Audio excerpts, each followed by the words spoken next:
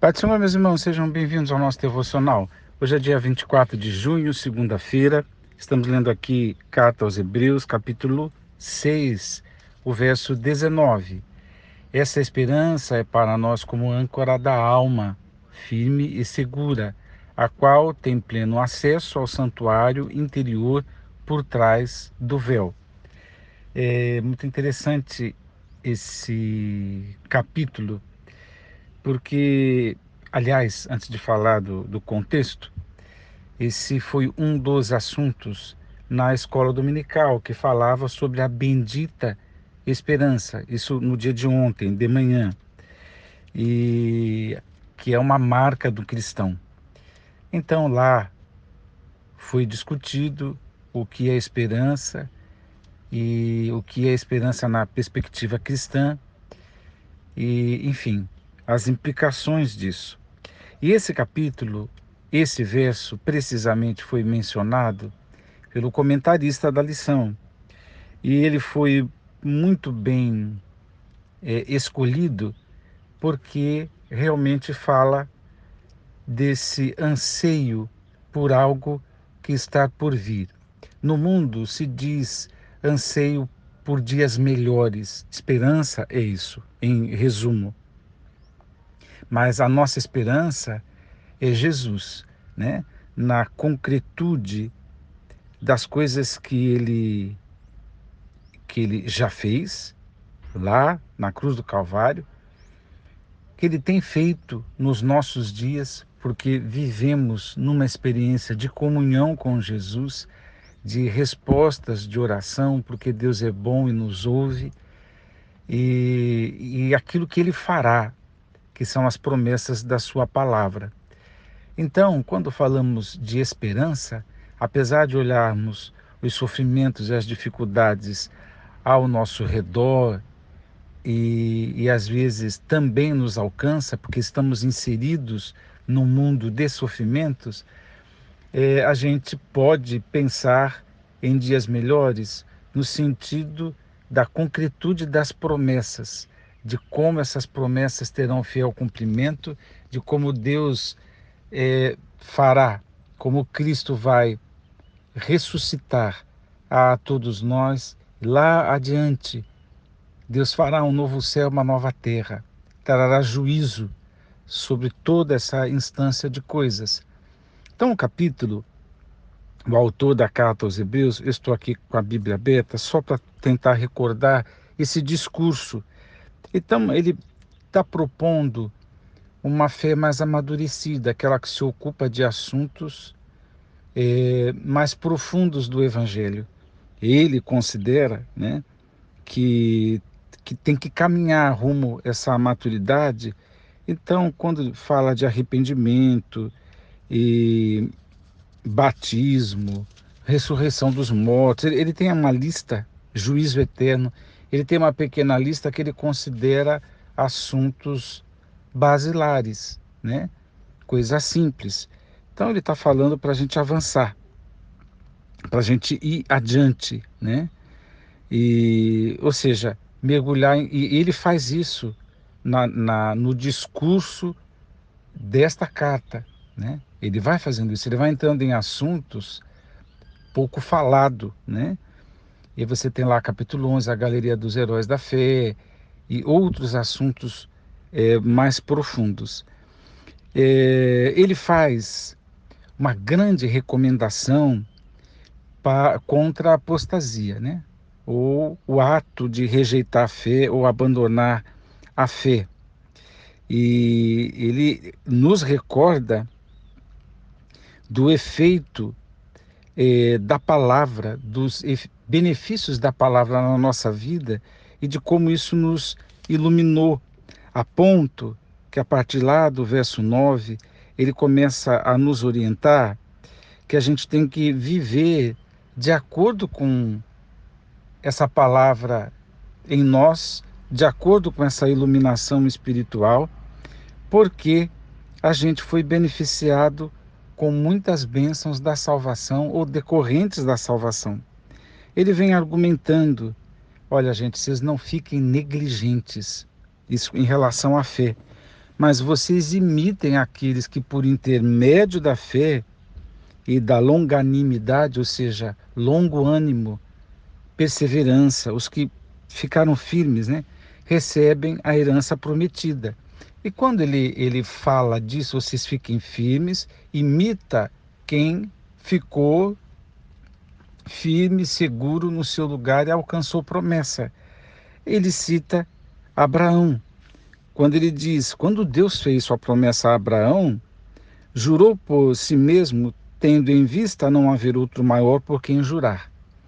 Então Deus disse: eu vou abençoar, eu te abençoarei, farei numerosos os teus descendentes. Aí você lembra lá de Gênesis 12, todas aquelas promessas que Deus fez a Abraão. E Deus disse: olha, é impossível que eu não abençoe, eu vou abençoar. Então eu estou fazendo essa promessa a você, Abraão. E como não tem ninguém maior do que eu, né, que vá validar a minha palavra, então eu juro por mim mesmo. E aí o autor está dizendo para nós que, falando a respeito da promessa e da imutabilidade de Deus, ou seja, que Deus prometeu e nada, absolutamente nada vai mudar o propósito de Deus, a promessa de Deus feita a Abraão. É por isso, não é esse o nosso assunto, é por isso que Israel jamais será destruído. Não importa o momento que esteja vivendo, se está agindo bem, agindo mal, se é odiado, se é aplaudido, não importa. Não importa se já esteve à beira de uma total destruição, como foi o Holocausto, mas Deus reservou para si um remanescente. Ao longo de toda a história sempre teve um remanescente, de maneira que esse povo não pode ser destruído, porque tudo que Deus prometeu terá fiel cumprimento. Se Israel desaparecesse do mapa, Deus é mentiroso, a palavra de Deus é mentirosa, vamos cada um cuidar da sua vida, porque tudo isso aqui não passa de uma grande mentira. Mas tudo terá fiel cumprimento, porque Deus não só prometeu, e isso já seria suficiente, mas ele jurou por si mesmo que era assim. Então, o autor está dizendo, eu vou ler o verso 18, o verso anterior aqui. Para que nós, que nos refugiamos no acesso à esperança proposta, sejamos grandemente encorajados por meio de duas afirmações imutáveis, nas quais é impossível que Deus minta. Quais foram as duas afirmações? Eu já disse. A promessa propriamente dita e o juramento que Deus fez por si mesmo, ou em si mesmo, ou para si mesmo, né? É impossível que Deus minta, porque a mentira tem pai e não é Deus. Jesus diz que é o diabo que mente desde o princípio. Então, o que o autor da carta aos Hebreus está dizendo? Gente, continua na caminhada, vamos amadurecer em assuntos mais profundos, não vamos ser negligentes com relação à fé, porque é possível ter esperança nas promessas de Deus. Olha lá o exemplo de Abraão, olha lá o tipo de promessa que Deus fez a Abraão, olha para o caráter de Deus, olha para a promessa e imutabilidade de Deus, e pensando tudo isso, você pode ter esperança. Aí ele compara a esperança de dias melhores e, no nosso caso, esperança do cumprimento dessas promessas, de quando estaremos com Deus, né? Livres do pecado, livres de tudo o que é sofrimento, tudo que é perigo para a nossa salvação.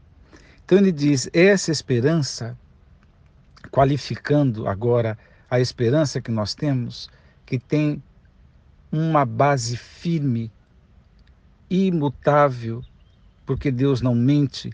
Então ele diz, essa esperança para nós como âncora da alma. Então, alma aqui, se alguém quiser dizer sentimento, pode ser. Alma sou eu, alma é você, né? Qual a âncora? Âncora é aquele objeto, instrumento, sei lá, da navegação, que as embarcações, os navios, quando aportados ou no porto, lançam para o fundo das águas, de forma que, se houver vento ou tempestade, o navio está estabilizado, ele não vai sair por aí. Não vai, por quê? Porque a âncora está trazendo para todo o navio uma estabilidade. A esperança nas promessas de Deus e no cumprimento fiel das promessas é para nós algo estável. Pode vir chuva, pode vir vento, mas a gente vai estar estabilizado nestas promessas e a esperança não nos é roubada. A fé pode ser amadurecida, a carreira continua. Não precisamos ser negligentes, não precisamos afrouxar, porque aquele que prometeu é fiel para cumprir. De maneira que a gente fica, enquanto alma, né? Quanto pessoa, estabilizado, né? Deus te abençoe a pensar nestas coisas. Tem a segunda parte, mas fica para um outro dia, para eu não falar muito. Mas Deus te abençoe a pensar que o nosso Deus, além de ter, por intermédio de Jesus, realizado por nós tudo isso, ainda nos dá uma segurança, a ponto da gente ter um outro olhar e uma outra segurança em relação aos sofrimentos desta vida, em relação ao curso de todas as coisas, porque o nosso olhar, a nossa consciência, a nossa esperança está estabilizada e o nosso olhar está lá para o futuro, na esperança de Cristo. Deus te abençoe. Deus te abençoe. Vamos orar. Pai, rendemos graças a Ti. Obrigado por mais um dia. Eu rogo a Tua bênção e o Teu favor a todos os meus irmãos. Que a Tua misericórdia se manifeste na vida de meus irmãos. Que a Tua palavra seja de vida para cada um deles. Eu oro no nome de Jesus. Amém.